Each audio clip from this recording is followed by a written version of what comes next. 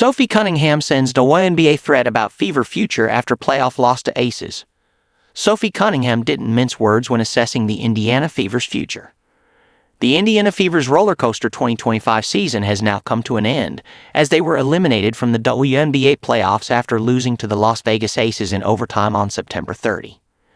The fact that Indiana almost won this winner-take-all Game 5 on the road is staggering, given that Kelsey Mitchell went down with an injury in the third quarter and Aliyah Boston fouled out in the fourth.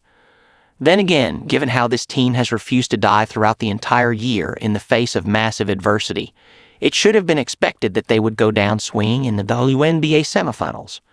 Ultimately, the Fever made lemonade out of lemons by producing the best season this franchise has had in a decade. Once star guard Caitlin Clark announced that she would be missing the rest of the season in early September, many wondered whether Indiana would even manage to make the playoffs. They not only did that, but upset the three-seeded Atlanta Dream in the first round before taking the Aces, who are now headed to their third WNBA Finals in 4 seasons, to the absolute brink. And Clark is far from the only Fever to be inactive for this postseason.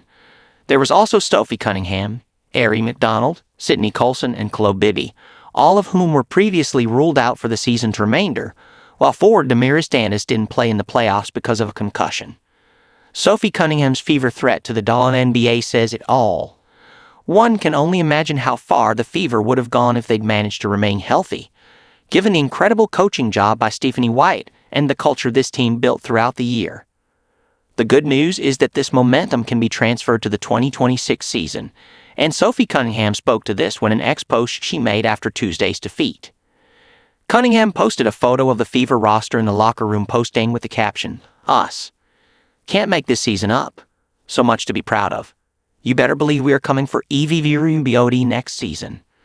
The Fever's roster will look different next season, if only because no team remains the same from one year to the next.